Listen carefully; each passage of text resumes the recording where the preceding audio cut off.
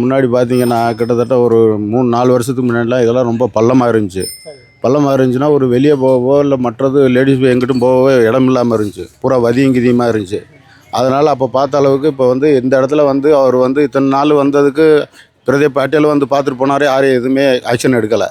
என்னன்னு கேட்டிங்கன்னா அவர் வந்ததுக்கப்புறம் இந்த பள்ளம் அங்கிட்டு இருக்க பூல் இதெல்லாம் கட்டி கொடுத்துருக்காரு.